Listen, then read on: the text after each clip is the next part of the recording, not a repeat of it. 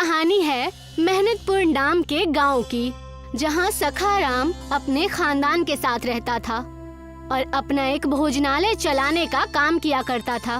सारे मजदूर और गांव वाले सभी सखाराम के भोजनालय में भोजन करके अपना अपना काम किया करते थे। एक दिन एक आदमी सखाराम के भोजनालय में भोजन करने के लिए आया। बताइए भाई साहब, क्या खाएंगे आप? आपके होटल में क्या है बताइए।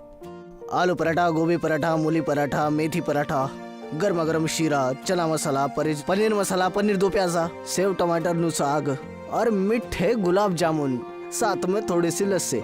बताइए क्या खाएंगे आप? आपकी आवाज सुनकर ही मेरे मुंह में पानी आ गया है। जो सबसे अच्छा बनता है वो बना कर दे दीजिए। अरे ओ कुंदन साहब के लिए चना मसाला और मखनी नान परोस दो, साथ में लस्सी भी दे देना। मजा आएगा मजा आएगा, जल्दी लाओ।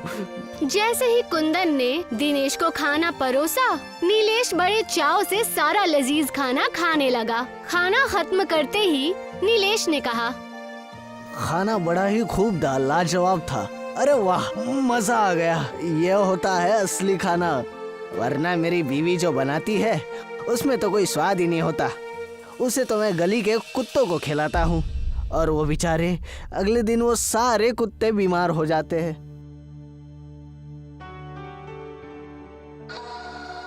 इस होटल में खाने के साथ नींबू पानी भी मिलता है। कुंदन भाई जरा मीठा लाना। अरे रुको, वो पानी तुम्हारे हाथ धोने के लिए, पीने के लिए नहीं। क्या बात कर रहे हो तुम? अरे हमने तो अभी तक यही सुना था कि नींबू को पानी में निचोड़ कर पीते हैं, ना कि उसमें हाथ धोते हैं। फिर आप गलत जगह पर आ गए। आपको किसी सस्ते से होटल में जाना चाहिए। बिल पे कीजिए और जाइए यहाँ से। कुंदन ने नीलेश के पास आकर उसे एक पर्ची थमाई, जिसे देखकर नीलेश के होश उड़ गए। ये क्या है? चना मसाला 300 रुपए और नान 70 रुपए। नहीं भाई, मैंने कोई पार्सल नहीं करवाया है। इतने पैसे कैसे हो सकते हैं? भाई साहब, ये पार्सल के पैसे नहीं, बल्कि जो तुमने खाए हैं उसके पैसे हैं। इतना तो मेरा रोजगार भी नहीं है, और इतना महंगा खाना अगर मुझे पता होता तो मैं थोड़ी ना खाता। नीलेश अपने जेब से 100 रुपए निकाल कर कुंदन के सामने रख देता है। कुंदन गुस्से से अपने मालिक सखाराम को आवाज लगाता है। मालिक, इस शख्स के पास तो पैसे ही नहीं है। इसका बिल पूरा 700 रुपए है, मगर ये सिर्फ 100 रुपए देकर हमें टरकाने की जुर्रत कर रहा है। नीलेश की बात सुनकर सखाराम गुस्से से वहाँ आ जाता है। तुम्हारी जेब में अगर फूटी कौड़ी नहीं थी तो क्या जरूरत थी यहाँ पे आने की? तुम्हारे जैसे लोगों को कोई हक नहीं है इस होटल में आने का। जल्दी से पैसे निकाल, नहीं तो मैं तुम्हारा मार मार कर भरता बना दूंगा। अजीब बदतमीज आदमी है आप। अब आप तो ग्राहकों के साथ बदतमीजी कर रहे हैं। बदतमीजी उसके साथ नहीं की जाती जिसकी कोई इज्जत होती है, और आज की दुनिया में जिसके पास पैसा नहीं होता उसकी कोई इज्जत नहीं होती। इतना बोलकर सखाराम भोजनालय के कर्मचारियों से बोलता है, देख क्या रहे हो, मारो इसे। सखाराम की बात सुनकर ढाबे के सारे कर्मचारी नीलेश को जोर जोर से पीटने लगते हैं। सखाराम गुस्से से नीलेश से बोलता है, तुझे 2 दिन तक होटल के जूठे बर्तन मांजने होंगे, तब कहीं जाकर बिल चुकता होगा। नीलेश 2 दिन तक लगातार उस भोजनालय की जूठी प्लेट्स साफ करता रहा। 2 दिन बाद नीलेश अपने घर जाकर अपने साथ हुए उस मसले को रोते हुए अपनी बीवी विमला को बताता है। आपको क्या जरूरत थी उस भोजनालय में जाने की, जब आपके पास इतने पैसे नहीं थे? उन लोगों ने तो पहले आपको बुरी तरह से पीटा, और उसके बाद भी जब उनका मन नहीं भरा तो उन्होंने 2 दिन तक लगातार भोजनालय में आपसे जानवरों की तरह सलूक किया। मेरी बहुत बेइज्जती की गई विमला।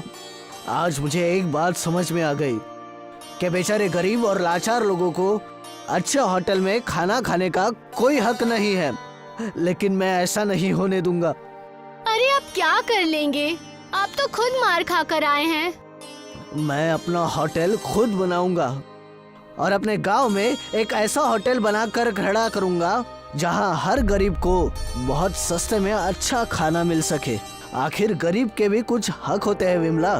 गरीब का जन्म इन बेरहम लोगों से मार खाने के लिए नहीं हुआ, उन्हें भी अच्छा खाना खाने का अधिकार है। लेकिन कैसे? नीलेश ने अपनी बीवी की बात का कोई जवाब नहीं दिया। वो चुपचाप रात भर उसी मसले के बारे में सोचता रहा। अगले दिन नीलेश गांव के हर घर में जाकर चंदा जमा करने लगा, लेकिन सबने उसकी बेइज्जती करके अपने घरों से भगा दिया। गांव का ही एक आदमी नीलेश का मजाक उड़ाते हुए बोला, दिमाग खराब हो गया क्या? अरे जाकर कोई काम धंधा करो। या अचानक तुम्हारे अंदर गरीबों के प्रति इतना प्रेम कैसे पैदा हो गया? उसके लिए देश के नेता ही काफी है। ये कैसी बात कर रहे हो तुम? मैं जो कुछ कर रहा हूँ गांव के भलाई के लिए कर रहा हूँ। हमारे गांव का नाम मेहनतपुर है। हमारे गांव के लोग दिन भर मेहनत में जुटे रहते हैं और उन्हें ढंग का एक वक्त का खाना भी नहीं नसीब होता। तुम मेरा साथ देने के बजाय तुम उल्टा मेरी बेइज्जती कर रहे हो। हाँ, क्योंकि तुम दिन में मुंगेरी लाल के ख्वाब देख रहे हो। मेरे भाई, ऐसा सिर्फ फिल्मों में होता है, लेकिन वास्तविकता कई ज्यादा अलग है। और मुझे एक बात बताओ नीलेश, एक बार के लिए मान भी लेते हैं कि तुम अपने मकसद में कामयाब हो गए, तो 1 रुपए की थाली कब तक तुम गरीब लोगों को खिलाओगे? यह पूरी तरह से नामुमकिन है। इतना कहकर वो नीलेश का मजाक उड़ाता हुआ सखाराम के भोजनालय में जाकर सखाराम से बोला, सुना सखाराम जी, नीलेश अपने गांव में एक होटल बनाना चाहता है। आप जो थाली 700 रुपए में बेचते हैं, वो थाली वो 1 रुपए में बेचने की सोचता है। लगता है उसका दिमाग खराब हो गया है। अब उस बेवकूफ को कौन समझाए? तभी सखाराम का नौकर कुंदन सखाराम के पास आकर उनसे बोला, सखाराम जी, हमें इसकी बातों को मजाक में नहीं लेना चाहिए। ओए, क्या कहना चाहता है तू? अगर नीलेश अपने मकसद में सफल हो गया तो कभी आपने सोचा है आपके होटल का क्या होगा? कुत्ते लौटेंगे, कुत्ते। अरे काली जुबान, कभी तो अच्छा बोल लिया कर। तेरी जुबान से जब भी निकला है हमेशा उल्टा सीधा निकला है। तू परेशान मत हो। इस गांव का मुखिया मेरा सबसे अच्छा दोस्त है। वो नीलेश को अच्छी तरह से समझा देगा। सखाराम गांव के मुखिया के पास गया।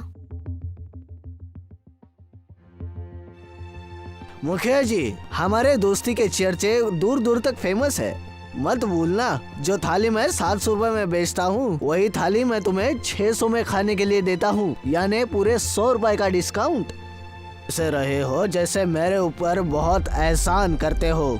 मैंने तो तुमसे कभी नहीं कहा कि तुम मुझे 100 रुपए का डिस्काउंट दो। और वैसे भी मैं तुम्हारे होटल में महीने में 1 बार ही तो खाना खाता हूँ, और मुश्किल से अब तक तुम्हारे होटल में 4 या 5 बार ही खाना खाया है।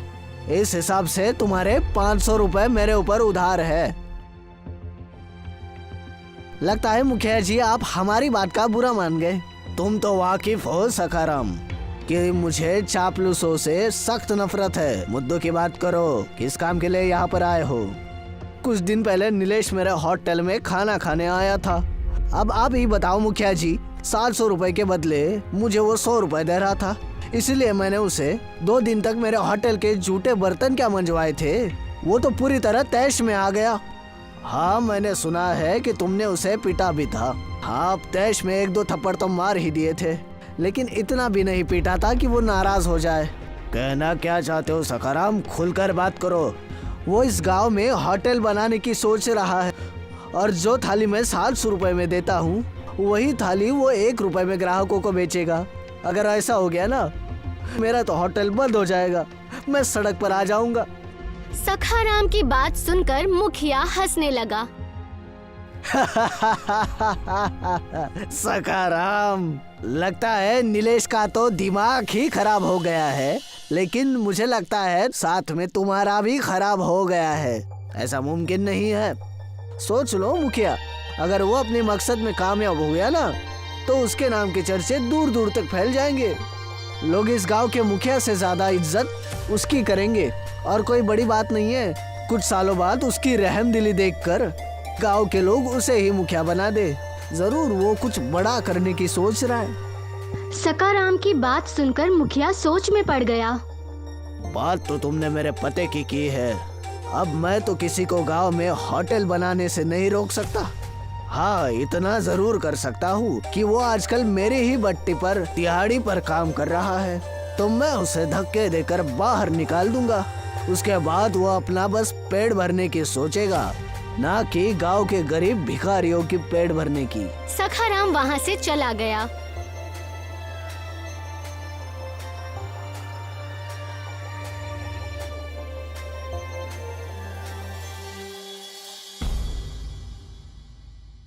मुखिया ने उसी दिन नीलेश को काम से निकाल दिया। लेकिन मेरी गलती क्या है मुखिया जी? तेरी गलती यह है कि तू गांव में होटल बनाना चाहता है। हाँ, तो इसमें गलत क्या है? अगर मैं गरीब का भला चाहता हूँ तो आपको तो खुश होना चाहिए। तू कोई गरीबों का भला नहीं चाहता नीलेश। मैं अच्छी तरह से जानता हूँ, तू बस अपना नाम करना चाहता है और मुझे मेरे पद से हटाकर खुद गांव का मुखिया बनना चाहता है। अरे पहले अपना और अपने बीवी का पेट भर ले, बाद में गरीबों के बारे में सोचना। चल निकल यहाँ से। मगर नीलेश ने हार नहीं मानी। नीलेश शहर जाकर चंदा जमा करने लगा। इस दौरान उसकी मुलाकात सेठ जमुना प्रसाद से हुई। जमुना प्रसाद बेहद दयालु व्यक्ति थे। मुझे तुम्हारी सोच बहुत अच्छी लगी नीलेश, कि तुम ऐसा होटल बनाकर तैयार करना चाहते हो जहाँ पर गरीब अच्छा खाना खा सके। मैं तुम्हारी मदद करने के लिए तैयार हूँ। सेठ जमुना प्रसाद की मदद से नीलेश ने एक बेहद अच्छा भोजनालय तैयार कराया। उसके भोजनालय में गुजराती, मराठी, कन्नड़ सभी प्रकार के भोजन तैयार किए जाते थे। भोजनालय बनते ही कुछ लोग भोजनालय में भोजन करने आ गए। वो सब देश के अलग अलग शहरों में रहने वाले थे। एक गुजराती नीलेश से बोला, તમારે રેસ્ટોરન્ટ માટે બહુ મસ્ત ખુશ્બુ આવે છે। આ ખુશ્બુ સૂંઘીને હું પોતાને રોકી ન શક્યો। તો હવે મને જમવું આપો। नीलेश ने उस गुजराती को एक थाली में गुजरात का सारा भोजन परोस दिया। भोजन खाकर गुजराती खुश होकर नीलेश से बोला, કેટલા રૂપિયા? બસ 1 રૂપિયાની આખી થાળી મળશે। 1 रुपए का नाम सुनकर गुजराती खुश हो गया। भोजनालय में लोगों की भीड़ लगने लगी। दूर दूर से शहर के लोग नीलेश के भोजनालय में भोजन करने के लिए आने लगे, चाहे वो अमीर हो या फिर गरीब। नीलेश हर किसी से एक थाली का 1 रुपया ही लेता था और ये बात सखाराम को बिल्कुल भी पसंद नहीं आई। सखाराम गुस्से में आकर कुंदन से बोला, इस नीलेश ने तो मेरे होटल को बंद करवा दिया। मेरे होटल में तो कोई कुत्ता भी नहीं भटकता। कुछ करो कुंदन। चिंता मत कीजिए सखाराम जी, मेरे पास इसका भी बंदोबस्त है। कैसा बंदोबस्त? क्यों ना हम दोनों उसके होटल में आग लगवा दे। जब 2-4 लोग जलकर मर जाएंगे तो उसका होटल बंद हो जाएगा। सखाराम और कुंदन उस वक्त नीलेश के भोजनालय में आग लगाने की योजना बना रहे थे और उसी समय सेठ जमुना प्रसाद वहाँ से गुजर रहे थे। जमुना प्रसाद ने सखाराम और कुंदन की सारी बातें सुन ली और उन्होंने तुरंत पुलिस को इन्फॉर्म कर दिया। पुलिस उस दिन से नीलेश के भोजनालय पर नजर रखने लगी।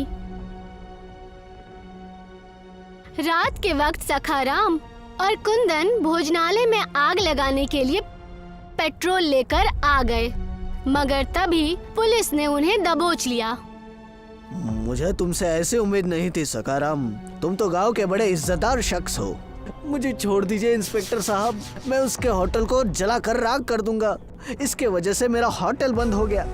नहीं सखाराम, मेरी वजह से नहीं, बल्कि तुम्हारा ग्राहकों के साथ तुम्हारे बुरे व्यवहार के वजह से तुम्हारा होटल बंद हुआ है। तुमने मेरी बेइज्जती की। मैं चाहता तो मेरी बेइज्जती का जवाब किसी और तरीके से भी दे सकता था, लेकिन नहीं, मैं अपनी बेइज्जती का घूंट अमृत समझकर पी गया। और देखो, आज इस होटल में देश का हर एक नागरिक आता है और सिर्फ 1 रुपए में पेट भर के खाना खाकर चला जाता है। और तुम्हें क्या लगता है मुझे मुनाफा नहीं हो रहा? मेरे खानदान का खर्चा इसी होटल से चलता है। पुलिस ने सखाराम और कुंदन को गिरफ्तार कर लिया